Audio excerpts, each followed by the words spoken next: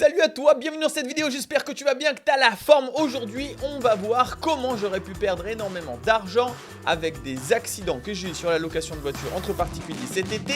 C'est parti!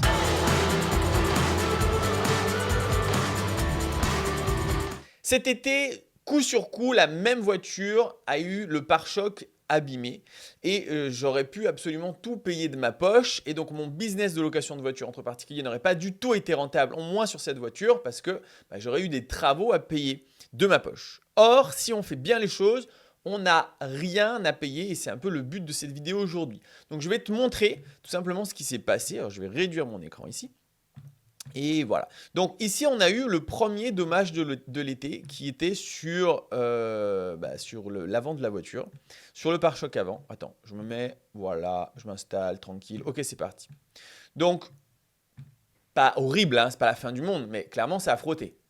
Ça a frotté. Ça, c'était le premier dommage que j'ai eu. Le deuxième dommage que j'ai eu, je vais te le montrer aussi, puisque c'était encore une fois coup sur coup, c'était celui-là. Donc, même voiture, mais cette fois de l'autre côté, un dommage où c'est le bas du pare-choc sur la partie noire. Sauf que j'avais déjà refait le pare-choc. Donc là, il est pour le coup vraiment neuf. On va voir un petit peu comment ça s'est passé, qu'est-ce qui se passe, combien tu gagnes, combien tu récupères d'argent dans des cas comme ça.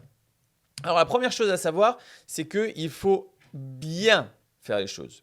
La première chose qui est très importante à faire, c'est de la location sur Turo. C'est la chose suivante. Oh là là, ça fait chier mon truc. Ouais, voilà. La chose suivante, c'est que on va me dire, ouais, mais en fait, les applications, elles ne payent pas. Les assurances ne payent pas. Non, c'est pas qu'elles ne payent pas, c'est que c'est un assureur, punaise. Donc son objectif dans la vie, c'est de ne pas te payer. Par contre, il y a des règles du jeu. Si tu as suivi les règles du jeu, il est obligé par la loi de te payer. C'est aussi simple que ça. Si tu n'as pas suivi les règles du jeu, il est là, yes, je te paierai rien. Donc première chose hyper importante à faire quand vous faites de la location sur Turo, c'est vérifier le permis de conduire. On m'a dit bonjour Mekio, vérifiez que le permis de vos invités est une étape capitale pour tous les voyages Turo. Sans permis vérifié, votre voyage ne sera pas couvert par votre plan de protection. C'est-à-dire que tu n'es pas assuré, mon gars. Donc, c'est catastrophique. C'est catastrophique. Là, ça sort une petite phrase comme ça, genre non, non, tu peux ruiner ta vie. C'est-à-dire que s'il y a un accident et que tu n'es pas couvert, ça va être ton assurance à toi qui va dire mais attends, en fait, tu fais de la location de voiture entre particuliers, donc en fait, c'est un business, donc en fait, et t'es mort. Mort. Moi, je connais des mecs qui ont une dette de 160 000 euros à payer. Alors, on va se dire, oulala, comment je fais pour vérifier le permis de conduire? C'est hyper simple. En fait, avant la location, tu reçois une notification sur ton téléphone et le gars a pris des photos de téléphone et un selfie avec son permis de conduire. Tu checkes les photos, tu dis oui, c'est bon. Et voilà, c'est vérifié. Mais tu dois faire cette étape. Et s'il ne l'a pas fait, tu dois lui dire, mec, fais cette étape. Donc, voilà une des raisons pourquoi tu ne pourrais ne pas être assuré. Mais là, pour le coup, heureusement, j'avais fait ça. Ensuite, la deuxième raison, c'est maintenant on me dit, ok, j'ai eu mon accident, tu vois, donc je le déclare, et on me dit, attends, pareil, je vais réajuster à chaque fois parce que c'est pas les mêmes tailles. On me dit, bonjour Miku, merde. Non, c'est bon, c'est juste le numéro de la réservation, c'est pas trop grave. Mon nom est Chloé, je suis en charge du traitement de votre demande d'indemnisation pour le sinistre, blabla, réservation, blabla, pour un véhicule, blabla. Nous sommes désolés d'apprendre que votre véhicule a subi des dommages et vous remercions d'avoir envoyé les premiers éléments concernant votre sinistre. C'est quoi ces premiers éléments? C'est les photos avant, après. C'est tout. Photos avant, il n'y avait rien. Après, il est abîmé. Afin de compléter votre déclaration, merci de nous faire parvenir les éléments suivants en répondant à cet email. Carte grise du véhicule, dernier contrôle technique, attestation d'assurance du véhicule et extrait cabis si vous êtes un professionnel. Là aussi, si vous ne renvoyez pas ce message, eux, ils se disent bah, je ne te rembourse pas. Quoi. En fait, c'est aussi simple que ça. Donc, il faut avoir la carte grise, il faut avoir le contrôle technique, il faut être assuré. Et si vous êtes un professionnel, il faut envoyer le cabis. Une fois que ça c'est fait, vous allez voir que c'est fini. Fin du jeu. Tu n'as plus rien à faire. Je vais te montrer un petit peu l'indemnisation qu'ils m'ont donnée. Sur celui-ci, alors attends, où est-ce que j'en suis? Voilà, sur celui-là, donc, on reprend ce premier dommage. Sur celui-là, j'ai dû le réparer moi-même et j'en ai eu pour 150 euros.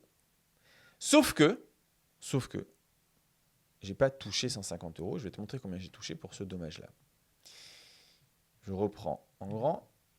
Tu vois, il faut tout le temps que je réajuste. Mais c'est ça, c'est comme ça. Je fais pas de montage. Alors tu vas me dire, ouais, mais tu fais pas de montage. Bah non, mais comme ça, j'en fais plus.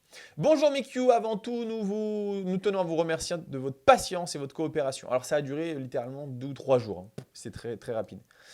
Gestion de votre sinistre, nous sommes désormais en mesure de procéder à votre indemnisation conformément à la déclaration de dommages que vous avez soumise. Qu'est-ce que j'ai fait? J'ai juste envoyé les photos d'avant, après. Rien, je ne suis pas carrossier, je ne l'ai pas amené un carrossier, c'est tout. Le montant de cette indemnisation s'élève à 574 euros hors taxe. D'accord? Ça veut dire que c'est du 700 balles. Conformément au rapport d'expertise établi par DACRA. Donc, c'est-à-dire que DACRA, c'est un cabinet d'expertise indépendant. Ils ont envoyé les photos avant-après. DACRA a dit, voilà, il faut 700 balles pour refaire le pare-choc. Enfin, en tout cas, il y a une indemnisation de 700 euros. Alors, j'en ai eu pour 150 euros. Donc, tu te dis, le gars, il a gagné 550 euros, c'est dégueulasse. Oui et non, parce qu'il y a de la contrainte.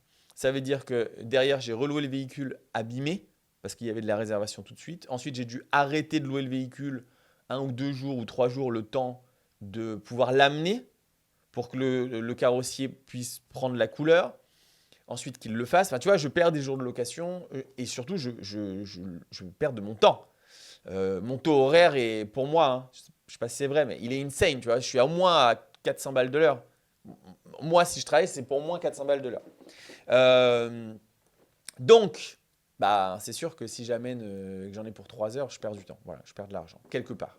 Enfin, faut le voir comme ça. Parce que ceux qui sont de l'autre côté, qui ont déjà eu un dommage en mode putain, j'ai payé 700 balles, en fait, ça a coûté 150 euros de réparation. C'est pas pour que vous ayez la mort, c'est que en fait, il faut comprendre que non, mais derrière, il y a des choses en fait qui nous coûtent de l'argent, on perd du temps, etc. N'empêche que voilà, 700 balles pour 150 euros de réparation. Mais ça s'arrête pas là, puisque quelques jours après, alors que le pare-choc était neuf, voilà ce qui s'est passé. Boum, autre dégâts. Donc là, pareil, moi je déclare, hein, je fais les photos avant et après, même procédure, même chose. On me dit ok, envoie-moi les papiers, voilà, j'ai fait. Et je reçois ce message-là. Ce message qui me dit bonjour, même début, hein, de toute façon c'est un template je pense. Le montant de cette indemnisation s'élève à 635 euros hors taxe. Hors taxe, donc je dois être à 800 TTC, quelque chose comme ça. C'est-à-dire que j'ai touché d'un côté 700, de l'autre côté 800, 1500 euros pour le pare-choc de la voiture. Ça va me coûter, celui-là je ne l'ai pas fait encore, je n'ai pas eu le temps puisqu'il allait tout le temps louer, dans les, même 200, 300 euros. J'en aurais eu pour, même si ça me coûte 1000 euros au final, hein, en termes de j'ai dû payer quelqu'un pour le faire à ma place, etc. Il y a quand même un peu de marge pour le désagrément. Donc, il ne faut pas avoir peur quand vous avez des dommages. Et j'ai même envie de vous dire que certaines personnes ont partagé avec moi un business model qui n'est pas con, que je partage avec toi maintenant. C'est le fait de se dire, en début de saison, je vais remettre mes voitures au carrossier et je les fais nickel. Quand je te dis nickel, c'est nickel. Nickel. Et mon business model, oui, je gagne de l'argent sur la location, mais je vais en gagner encore plus sur les dommages du véhicule. Et je pense que c'est vrai. Je pense qu'il y a même moyen de gagner plus d'argent avec les dommages du véhicule qu'avec les locations. Maintenant, ça implique une chose, c'est moins automatisé. Il faut aller voir pour vraiment être le casse-couille. Il faut vraiment aller chercher la petite bébête, etc. Mais c'est vrai que si tu fais ça, mettons tu as 10 voitures et que ça arrive, ce genre de choses, sur tes 10 voitures, c'est quand même 18 000 euros que tu rentres. Donc tu peux consacrer ton temps à faire ça pour 18 000 euros, c'est OK. Bon, voilà, dis-moi ce que tu en penses dans les commentaires. Je sais qu'il y a beaucoup de personnes qui ont eu des problèmes avec les assurances, que ce soit Getaround, que ce soit Turo. Mais à chaque fois que j'analyse un peu et qu'on me partage toutes les données, en fait, c'est tout simplement que les gens avaient mal fait les choses. Soit mal les photos avant, mal les photos après, pas dans les temps, en mode guéguerre, c'est-à-dire non, moi je veux pas que ça se passe comme ça, je veux que ça se passe comme ça. Et c'est sûr que si tu ne rentres pas dans les règles du jeu, leur objectif c'est de ne pas te payer. Donc, sois en règle, joue dans les règles du jeu et tu seras payé et tu gagneras pas mal de sous avec ça. Ah non, attends, très important, je t'organise dimanche à 20h30 une conférence en ligne sur la location de voiture entre particuliers. Tu as le lien dans la description de la vidéo. Attention, j'ai fait une mise à jour de psychopathe sur la location de voiture entre particuliers cette année. Donc là, la formation, elle est insane. Donc dimanche à 20h30, tu vas apprendre des tonnes de choses. C'est entièrement gratuit. Et là où je te dis fais attention, c'est que ça va être probablement la dernière fois que j'en parle cette année. Parce que j'en parle que on va dire, pendant la bonne période. Je ne vais pas t'en parler en octobre, novembre, décembre. Il y a autre chose à faire que la location de voiture à ce moment-là. Par contre, là, maintenant, on est encore au mois d'août. Bien sûr que c'est encore intéressant de se lancer. Donc, va checker. C'est entièrement gratuit. C'est insane. Tu vas apprendre plein de choses. Et tu as le lien dans la description de la vidéo. Maintenant, je te dis ciao et à demain. Ciao à demain!